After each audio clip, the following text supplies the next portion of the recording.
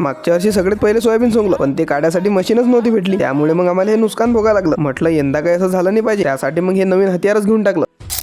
दुपारच्या टाइमला आपल्या मावसबाचा फोन आला आणि म्हणे की तू झटी पेशीन तडून अर्जंट माघारी आहे. म्हटलं बा एवढ्या घाईकाईत बोलावलं, काही अर्जंटच काम असेल. पण अटवून पाहतो हा कुंभकर्ण झोपेल होता. म्हटलं वा बेटा मोज कर दी, जाऊ दे आता, मला बोलावलं असतं काम तर सांग काय. तेवढ्यात आपला मावसभाऊ म्हणे आपल्याला नवीन हत्यार आणायला जायचं आहे, कारण की मागच्या वर्षी तुला पाहिलं असेल की आपल्याला मशीन नव्हती भेटली. त्या कारणानं आपल्याला 1000 रुपयाचं नुकसान झालं. म्हणून मग यंदा मामानं मीनं ठरवलं की आपल्या जो ट्रॅक्टर तर आहेच ना, मग मशीन बी घेऊन येऊ. कसं नांदखुळा डायरेक्ट जळगाव धुळा, आपल्या विदर्भाची आनमान शान पूर्णा नदी क्रॉस करून आम्ही जळगाव जवळच्या एका शोरूमवर आलो. आणि इथं बरोबर 1 नाही 2 नाही 3 नाही डायरेक्ट मशीन पाहायला सुरू झालो. कोणी म्हणे हेवाला हेडम चांगला आहे, तर कोणी म्हणे तेवाला हेडम चांगला आहे. आमच्या 4 जणांचे अलग अलग 4 विचार. याचे टायरच खराब आहे, याचं हेच खराब आहे, त्याचं तेच खराब आहे. शेवटी मग आमच्या सगळ्याच्या विचाराला गड्ड्यात घातलं आणि मामाच्या म्हणण्यावर हेवाली मशीन कन्फर्म केली. त्याच्या बाद आम्ही सेट जोडालो, बिल वगैरे बनवून रपारप पैसे मोजून त्याच्या हातात देऊन टाकले आणि फायनली मशीन आपल्या ट्रॅक्टरला जोडली. आणि सगळ्यात महत्वाचं काम म्हणजे ट्रायल घेऊन घेतली. कसा आहे हा हत्ती काही सस्ता नाही आहे, मोजून 4 पेटीचं हत्यार आहे. म्हणून मग सगळी मशीन एक वेळेस चेक करून घेतली आणि त्याच्या बाद टर्टअप मध्ये आम्ही माटरगावला आलो. आपल्या आजीबाईच्या हातातून पूजा केली आणि हातातच आपल्या मामाच्या पोरानं ड्रायव्हरला शेला टोपी दिली. आणि तेवढ्यातच तिथं आपले प्रेमाचे फॉलोअर प्रकट झाले. म्हटलं का रे पोरे तुम्ही तर एवढी तुमच्या मोबाईल आहे का. तेवढ्यात ते पोरानं मास डायलॉग मला मारला, म्हणत की नान करते काय, तेवढा व्हिडिओ पाहिला तर फॉलो करावाच लागतं.